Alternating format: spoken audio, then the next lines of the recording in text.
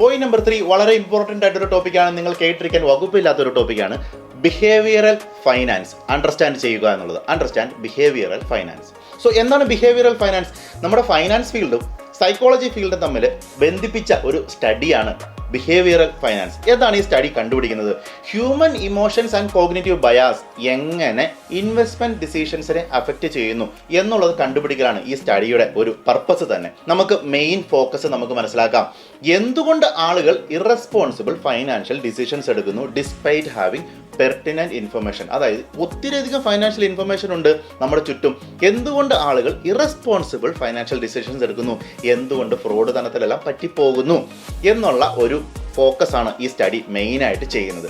ഈ ടിൻസ് of Talks channel കാണുന്നവർ ഒരിക്കലും ഇറസ്പോൺസിബിൾ ഡിസിഷൻസ് എടുക്കില്ല എന്ന് നമുക്കറിയാം. അതുകൊണ്ട് subscribe to Tins of Talks channel, ഒരു പ്ലഗിൻ ആണ്. ഓക്കെ, ബിഹേവിയറൽ ഫൈനാൻസ് പഠിക്കുന്നതിലൂടെ നമ്മൾ എടുക്കുന്ന ഫൈനാൻഷ്യൽ ഡിസിഷൻസ് എന്തുകൊണ്ടാണ് നമ്മൾ എടുത്തതെന്ന് കൃത്യമായിട്ട് നമുക്ക് മനസ്സിലാക്കാൻ പറ്റും. ചില main topics behavioural finance discuss ചെയ്യുന്ന മെയിൻ ടോപ്പിക്സും അറിയാം. ഒന്ന്, ഓവർ കോൺഫിഡൻസ് ആണ്. എനിക്കെല്ലാം അറിയാമെന്ന ചിന്ത മോർ റിസ്ക്സ് എടുക്കുന്ന ആളുകളിൽ നമുക്ക് കാണാൻ കഴിയും. ചിലപ്പം അത് ശരിയാകണം എന്നില്ല.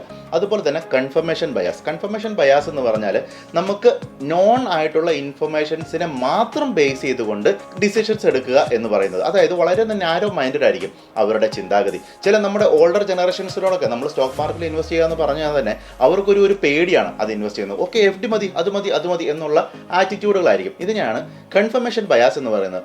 മൂന്നാമത്തത് ലോസ് അവേർഷൻ എന്ന് പറഞ്ഞാൽ ചെറിയ നഷ്ടം വരുമ്പോൾ ടെൻഷനാണ്, ചെറിയ ലാഭം വരുമ്പോൾ അത് എക്സിറ്റ് ചെയ്യുന്നതാണ് ലോസ് അവേർഷൻ എന്ന് പറയുന്നത്.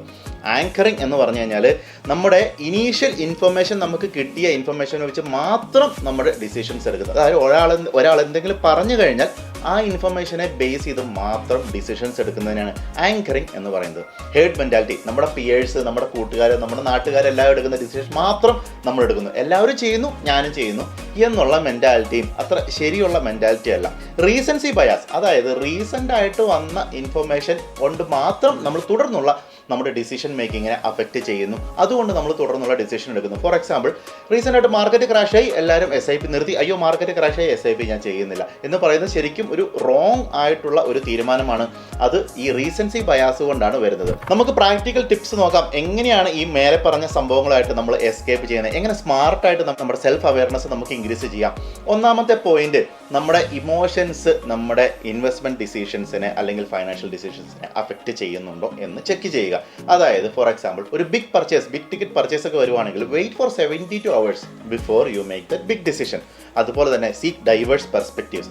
റിസർച്ച് ചെയ്യുക, കൂടുതൽ റിസർച്ച് ചെയ്യുക. ഇപ്പോൾ നമുക്ക് AI അതും ഇതൊക്കെ ഉണ്ടല്ലോ, കുറേ അധികം റിസർച്ച് ഫെസിലിറ്റീസ് നമുക്കുണ്ട്. നല്ല ക്വസ്റ്റ്യൻസ് ഒക്കെ AIനോട് ചോദിച്ചു കഴിഞ്ഞാൽ നമുക്ക് ഡീപ്പായിട്ടുള്ള റിസർച്ച് ചെയ്യാൻ പറ്റും. കുറച്ച് ടൈം ഇതിലേക്ക് ഇൻവെസ്റ്റ് ചെയ്യുക നിങ്ങളുടെ ഫൈനാൻഷ്യൽ IQ ഇൻക്രീസ് ചെയ്യുന്നതിന്.